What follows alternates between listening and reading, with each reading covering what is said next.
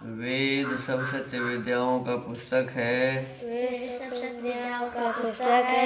वेद का पढ़ना पढ़ाना वेद का पढ़ना पढ़ाना और सुनना सुनाना और सुनना सुनाना सब आर्यों का परम धर्म है। ओम सुता मया वरदा वेदमाता प्रचोदयन्तां पावमानि द्विजानाम् आयुः प्राणं प्रजां पशुं कीर्तिं द्रविणं ब्रह्मवचसं मह्यं दत्त्वा व्रजत ब्रह्मलोकम्। इदानीं वेदस्वाध्यायो भविष्यति। अद्य यजुर्वेदस्य तृतीयोऽध्यायस्य 150 मन्त्रस्य स्वाध्यायो भविष्यति। स्वाध्यायमान मन्त्रस्य अक्षन्न मी मदन्त इत्येतानि प्रथमानि पदानि सन्ति। अब वेद स्वाध्याय होगा। आज यजुर्वेद के तीसरे अध्याय के 51वें मंत्र का स्वाध्याय किया जाएगा। स्वाध्याय किए जाने वाले मंत्र के अक्षन्न मी मदन्त ये प्रारंभिक पद हैं।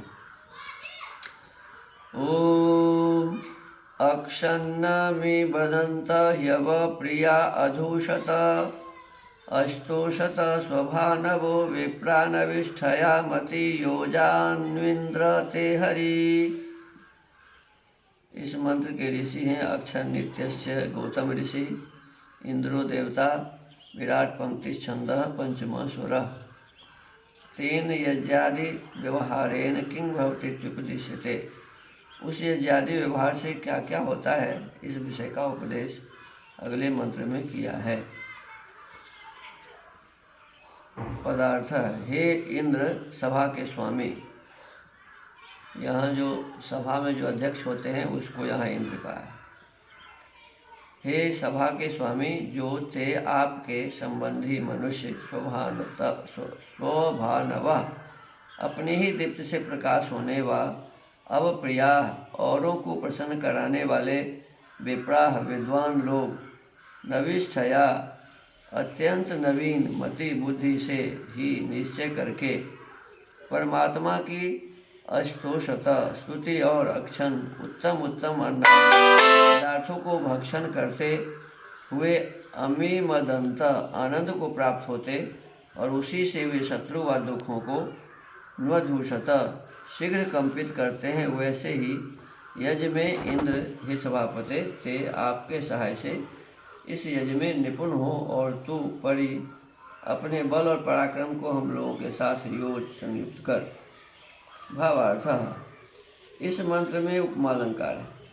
मनुष्यों को उचित है कि प्रतिदिन नवीन नवीन ज्ञान व क्रिया की वृद्धि करते रहें। देखो, हमारा आपका यही कर्तव्य है कि प्रतिदिन नई नई चीज़ सीखें। पुस्तक में से आज कुछ सीखा, फिर उसके आगे कल सीखो, फिर उसके आगे परसों सीखो। ये सीखने का क्रम होता है। तो कहते हैं प्रत्येक मनुष्य का यही कर्तव्य है कि नवीन नवीन माने नया नया चीज़ ज्ञान व क्रिया की वृद्धि करते रहे। जैसे मनुष्य विद्वानों के सत्संग व शास्त्रों के पढ़ने से नवीन नवीन बुद्धि नवीन नवीन क्रिया को उत्पन्न करते हैं, वैसे ही सब मनुष्यों को अनुष्ठान करना चाहिए। देखो, इसमें कहा कि हम लोग नया नया विद्या कैसे प्राप्त करते हैं, तो ये कहा कि विद्वानों के सत्संग से। विद्वानों के पास हम जाते हैं तो विद्वानों से कुछ सीखते हैं तो नई नई बातें समझ में आती है। और फिर दूसरी बात कहा कि शास्त्रों के पढ़ने पढ़ाने से, वेद वेदानुकूल जितने ग्रंथ हैं उसके पढ़ने और पढ़ाने से हमें नई नई चीज़ें प्रतिदिन प्राप्त होता है।